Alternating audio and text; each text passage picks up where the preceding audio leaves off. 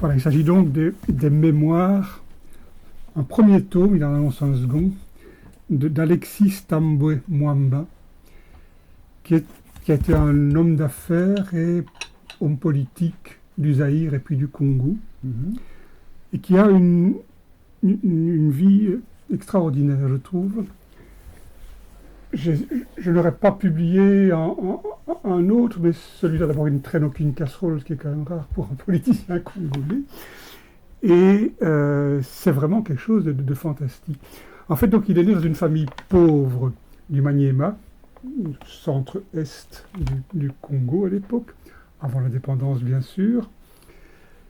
Il était intelligent, il a fait d'excellentes études primaires, puis de bonnes études secondaires. Et puis il a passé, avant la fin des études secondaires, un concours, on approchait de l'indépendance tout doucement, pour aller finir ses études secondaires en Belgique.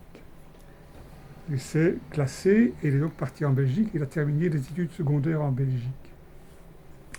Diplômé, il est retourné au Congo et il a été recruté par une entreprise minière belge du Kivu qui, voyant ses capacités, l'a très vite fait monter en grade. Il s'est retrouvé dans les cadres supérieurs avec un statut d'expatrié alors qu'il était congolais, c'est rarissime, avec tous les avantages, même des vacances en Belgique. Et puis, après 2-3 ans, ils ont dit maintenant, tu vas à l'ULB faire une licence, je ne sais plus encore, en économie ou un truc ainsi. Non content de faire une licence, il en a fait 2 en même temps. Tous 2 réussis brillamment. Il est retourné au Congo, où il est passé à la tête de l'entreprise, tout en faisant une 3e licence de droit à l'UNIF de Bujumbura. Donc il a 3 licences. Tu vois le genre. Et puis, bon, il était vraiment au sommet de la hiérarchie de son entreprise, il gagnait de l'or en barre.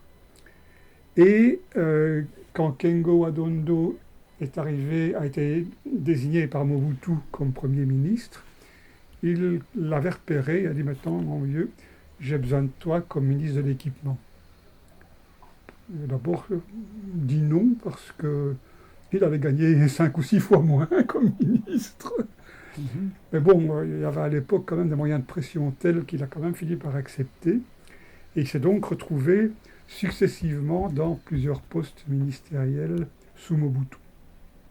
C'est un monsieur de quel âge, ça me rappelle pas. Maintenant, il a 78 ans. D'accord. À un moment donné, sa femme est tombée malade, était en Belgique, elle a été soignée à l'hôpital pendant près d'1 an, et donc il ne se sentait plus tout à fait en état pour continuer sa fonction ministérielle. Il s'en est ouvert à Mobutu, qui l'a désigné pour être quand même relativement proche de sa femme, ambassadeur en Italie. Et donc il a été pendant plusieurs années ambassadeur à Rome, et puis il est retourné, il a fondé lors de la démocratisation concédée par Mobutu, il a fondé son parti avec Kengo Adondo, son mentor en politique, qu'il a appelé le PDI, Parti démocrate, les démocrates indépendants. Et il se marre parce que tout le monde disait le parti des dinosaures impunis. Il se moque de lui-même. Il se moque de lui-même dans le bouquin. Kabila est arrivé. Il est entré en dissidence, il a rejoint Jean-Pierre Bemba, sans être 100% d'accord avec lui, mais enfin c'était l'opposant le plus solide. Et puis, assassinat de Kabila, son fils vient au pouvoir, le fils signe les accords à Johannesburg pour essayer de mettre fin aux guéguerres intestines au Congo, et il le rappelle au ministère, et il a été donc ministre des Affaires étrangères de Kabila pendant des années. Entre-temps, il avait fondé son cabinet d'avocats, qui est maintenant un des principaux cabinets, c'est pas le plus grand cabinet de Kinshasa. À l'époque où il a dû fuir le Zaïre sous Kabila, il a travaillé dans un grand cabinet ici à Bruxelles. Enfin, c'est un mec qui a une vie. Et puis, quand est arrivé Tshisekedi, et accord Kabila-Tshisekedi, il a été nommé président du Sénat.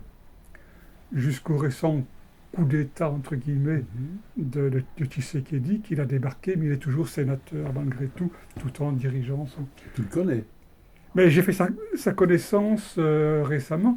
En fait, c'est Giuseppe Santoliquido qui m'a parlé de lui. Il est, bon, c'est un riche Congolais sans être vraiment battu.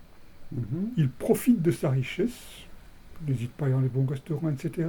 Il a une bicoque, que j'ai vu des photos à Kinshasa, bon, immense. Mais c'est pas quelqu'un qui affiche sa richesse, qui est quand même assez rare là-bas. Et bon, je suis allé manger 2 fois avec lui ici, j'ai rencontré 3, 4 fois, et je dois dire qu'on a vraiment, vraiment sympathisé. C'est, en plus, c'est bourré de renseignements sur l'époque Mhm. moboutiste, sur des tas de choses qu'on ne sait pas forcément, comment Mobutu était avec ses ministres. Ah, On a des idées toutes faites qui ne correspondent pas forcément à la réalité. C'est très intéressant. oui, c'est une belle brique, hein. Sacré brique.